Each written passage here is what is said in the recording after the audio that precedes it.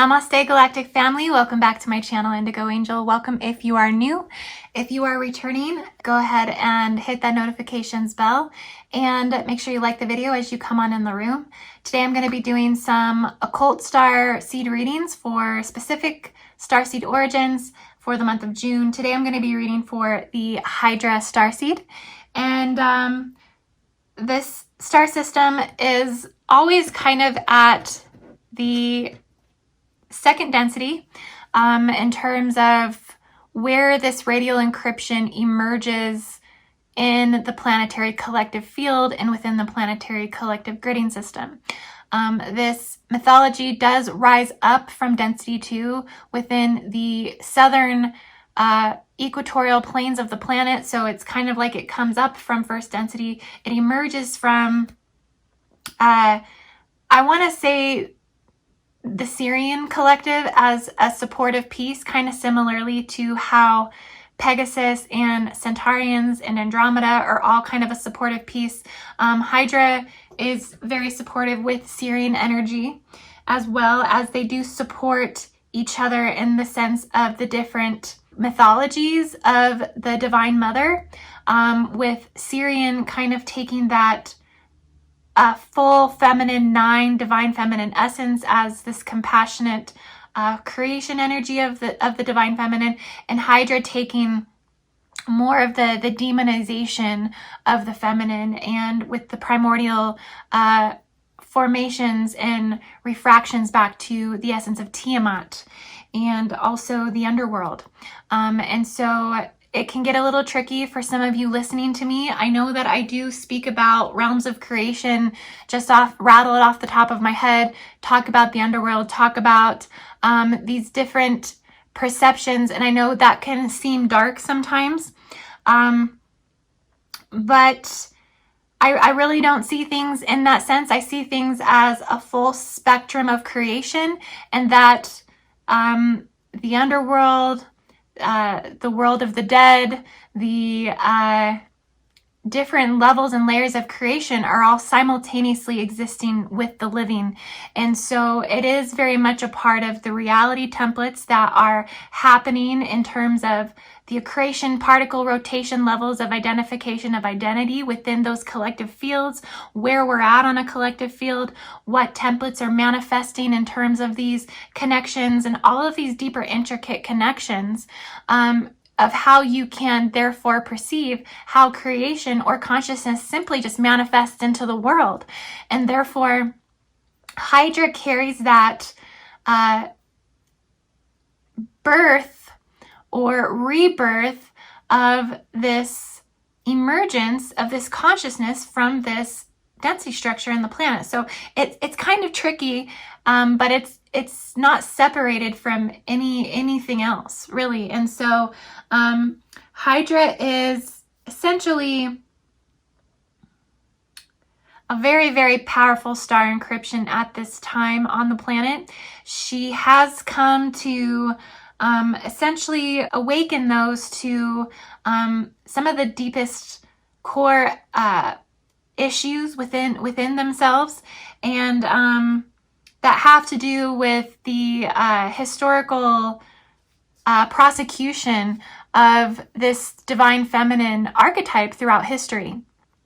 And one of those archetypes that have been coming up that I was picking up on in terms of Hydra encryption was the medieval fairy Melusin. So it's a mysterious mermaid and serpent mother of the European nobility, spirit of fresh water, serpent or fish from the waist down. This is actually the logo for Starbucks coffee. And I just thought this was very interesting. She's considered to be a succubus, a female demon believed to have sexual intercourse with sleeping men.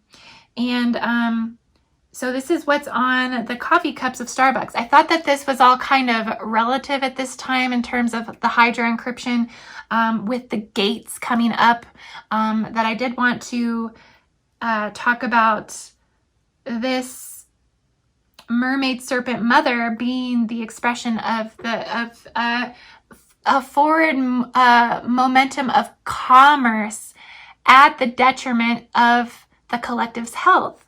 because a lot of these products from Starbucks have been deemed to have carcinogens in them. The teas, the coffees themselves, they actually put Roundup in the products. And so I don't know if you've noticed if you go get a Starbucks, but you'll immediately get a stomach ache every time you drink it. And I know that can be typical for coffee, but it's with everything that you drink there, the tea, everything. So there's definitely some commitments to the population and control and eugenics that goes through everything that Bill Gates touches. So Starbucks is definitely, whether it's directly owned by Bill Gates or it's owned by his father, I'm not sure the direct connection. Maybe you guys can clarify in the comments. But essentially, this Starbucks and Monsanto and the pharmaceutical company are leaving this trail of destruction. And I do feel that this medieval fairy Melusin is on the cup to mark that corruption and identify it. I do feel that these types of demonization red flags or triggers will come up through these deeper, more subconscious encryptions that are awakening more within the subconscious collective to wake the collective up. And so a lot of that's going on. I also wanted to point out that Melusin has wings. So I do believe that they depict her with wings. And I wanted to talk about how the serpent lineage or line has also been considered the seraphim. And so there's some deeper mythology within that I think that we need to take note of. There's also something within the encryption of Melusin. So she had 3 daughters and a husband who basically broke this promise of looking at the girls in their bath. And so she left him because he wouldn't respect boundaries. So there's also this like rising up of the divine feminine strength within this symbolism as well on the Starbucks coffee cup. But so it's kind of what I got for Hydra today. Another thing was that there's a lot of venom in this collective. This was what I wanted to talk about, is that the venomous poison of Hydra tends to bleed out and cause a lot of wounds, a lot of resistance in relationships. Hydra is the most venomous collective in relation out of all of the other star systems. They will be the ones to sting. Besides Shala. Now Shala has got them matched up with this, but not on the level of stamina and strength and wisdom that the Hydran collective has. But because of that, because they are so aware, because they are so hissing Hydra, so to speak, in terms of the way that things will sometimes rub them wrong, or just shit that they don't want to put up with. Hydrans don't want to put up with shit. Like, they feel highly intellectually evolved. They don't feel that they need a lot of help from anyone. They feel that they are they're very strong on their own. And so they don't need anyone in terms of emotional companionship. They don't need that, even though they like it and they enjoy it. They will exercise a very venomous attack on someone that's just not really matching the frequency of the direction that they're trying to go. So there can be a lot of wounds that get handed out here, but it is also because of the demonization that this collective is clearing. There is so much collective demonization that this Starseed origin nation encryption is clearing for the collective, that they are a lot of times under a very venomous state where you just really don't want to mess with them. So I just wanted to talk about that a little bit, and I'm going to get into the reading for the month of June for the Hydra Starseed.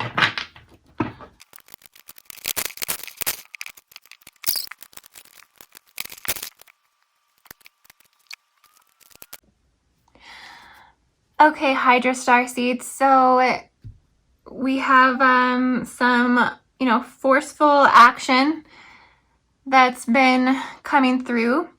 There's been some unyielding energy. There's been this aggressive, overbearing energy, and I really am sensing this is within the relationship. So, like I said, there's been this venomous reaction and response within this Hydra encryption, because the more that the plasma swarms and swells accumulate over the water formations within second density, Hydra is kind of like this intermediary platform that is like the receptor and the receiver of this heightened plasma, and we're like the expression of this from its as it rises from density, right? We clear a lot of this smoke, we clear a lot of this heightened stigma, right? This heightened emotional body. And so this can in turn manifest into aggression, and also it can be toxic in the way that we treat one another, but it also just is sometimes there to teach these tougher lessons that sometimes have to be handed out. There's a lot of connecting to the ravens right now, so I'm seeing Corvus really come through to assist in balancing the Hydra energy. But there's a lot of balancing, there's a lot of maintaining balance, practicing moderation, combining all of your forces, mellowing out, figuring out whether this is the chalice of water or this is the chalice of fire, because Hydra is known to bring those together and make the steam. It's known to bring that together and also make like lightning. These are some of the natural forces that Hydra can represent. And so it can represent swells of water, and also the like hurricanes and tsunamis. Like all of this would be from that Hydra encryption. So there's a lot of trying to find the right balances when it comes to emotions and spirit. Because ultimately there is a rainbow here that wants to come through and wants to, merge the subconscious and the material world in the best way, while still bringing up these deep-rooted issues that need to clear and finding the balance in that. This is a lot of the trifurcation that's coming from the gates is through Hydra trying to bring some solitude, some peace through expressing truth, expressing and acknowledging pain. And so a lot of that's kind of playing out right now. There's a lot of reaching some new goals, reaching some new milestones, making some new successes in terms of material possessions, a lot of knowledge, a lot of advice, a lot of emotional support coming through. There's very much where the Hydra would be the mentor, would be the benefactor, that you have recipients who are harvesting from the fruits of your labor. You kind of create this everywhere you go. There's very much a Saturn energy that comes with Hydra, and also a Jupiter energy that comes with Hydra, with both of those being in retrograde. So, this is really heightened within Hydra's energy. I mean, even the ghost of Jupiter resides in the Hydran star collective. So you're always accessing Jupiterian consciousness, so to speak. And that is something that the Earth consciousness isn't really used to, is this subconscious intellect, this deep wisdom and knowing that comes from the divine essence of the feminine, merged in her most elated state within this Jupiterian state. So you're going to see a lot more women rising up, coming into balance, coming into material leadership and possession in the physical. You see them expressing this, manifesting this, creating the realms and worlds that they seek to walk in. Men worshiping at their feet, holding them up on a pedestal.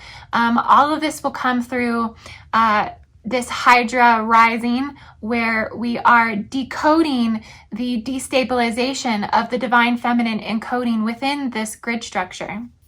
This would be like the Queen of Swords as well. So again, it's Hydra coming through with some deep truths, coming through with that deeper mental wisdom and stability and longevity and clarity that can really only come from the feminine. There will be some point a rise in a feminine presidential period. Some of these pre-templates are playing out now within the Hydran template. That Hydra will be a force within the next 4 years, that there will be more feminine leadership rising to power.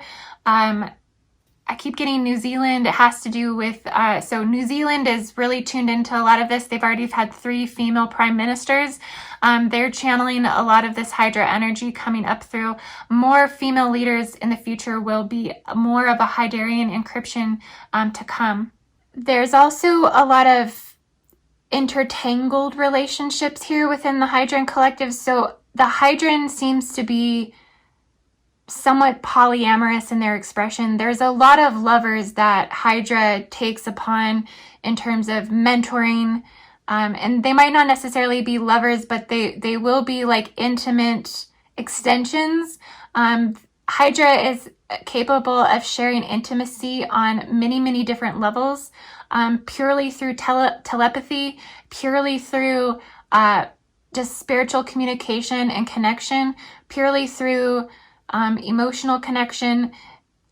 Intimacy doesn't have to be physical, but if you are to become in physical intimacy with a Hydran, that it is the kind that will definitely, you will become entangled in the rope. You'll become entangled in the tangles of that love. And so, but there's a lot of new opportunities of love within that, because Hydra does carry this supreme divine feminine template where she has 9 heads. You know, she can be in 9 different relationships at one time if there's a calling or a need, or the universe is supporting that. And so a lot of new people are constantly integrating in and out of the Hydran's reality. And the Hydran's divine feminines have learned how to accept a lot of this and be okay with it. They dabble in the recreationality of relationships that are romantic and spiritual. But they do this for the constant need to rebirth, and the constant need to be open-minded, receptive to new opportunities. And so basically it's usually through a very intimate, gentle, and emotional nature that you will find a lot of comfort here. So I see new relationships coming through. So a couple of relationships dropped off. There's some new ones coming through, heavily deep within the subconscious levels of the mind and the heart and the spiritual, emotional space, all within the water. Everything right now is lucid. Everything is fluid. Everything is mutable. Everything is everything. And there's not a lot of separations, but there is a lot of vortex structures. There's a lot that's coming in and out and through, a lot of crossing timelines, a lot of mergings with timelines, a lot of portal vectors that are starting to open energy receivers and pull. So there's maybe like 3 to 5 different entanglements that are feeding upon the Hydran soul collective energy within one individual at this time. And so this can be a little bit intense. This will clear out as soon as the Hydra basically amps up within the next acceleration of ascension energy that will awaken through the body. Those relationships will be cleared out. But there is just an overall feeling of having some loss, some lack of fulfillment, feeling short of a goal. You're really trying to clear that right now because you're tired of having that disappointment or that shame or that weight on your shoulder. You're trying to give weight so you can clear the template and remanifest again. There's just, some emptiness, some guilt. You feel like your focus is being drawn out of context, that you're having trouble getting back in alignment and paying attention to what you need to pay attention to. You can sometimes have a pessimistic attitude, and this oftentimes feeds that venomous state, that fed up state that you're tired of dealing with people that, you know, you feel you need to snap back on. And so that's kind of coming through. There's a lot of passion, a lot of confidence though. You are very charming and you are very adventurous in your spiritual nature. So this is all kind of coming through. There has also been some communication with Pegasi. We have 2 horses here. So you are assisting, you are a part of some of that boots on the ground energy that the Pegasus is coming through with. You are assisting the Centaurs. You're also in communication with the Orions. There's also Aldebaran. So I'm seeing strong connection to Pleiades and Aldebaran, where you are assisting with that recalibration of the Blu-ray Archangel Michael family. That's consistently coming up. And you are manifesting on rapid rates. You are going through basically miracles and blessings as we speak. There's a lot of ultra-terrestrial, radial terrestrial, extraterrestrials. A lot is coming up in terms of achieving your goals and having dreams come true. And so you are in kind of a incubation space in terms of you're planting seeds. There's a lot of connection and communication right now to Archangel Sandalphon, Archangel Metatron. These angels are working deeply with the Hydra Collective to bring forth some of the encryption and information that needs to continue to manifest. And yeah, guys, so I hope you enjoyed this Hydra reading. I love you all so much. You can find my services at indigoangel222.com. And please check out my Patreon, patreon.com/indigoangel, where I continue to post visualizations and activations. And yeah, I have over 43 visualizations on my Patreon, so I'd love to share those with you guys. Patreon.com/indigoangel. And I hope you have a beautiful day. I'll be back with more readings. Namaste.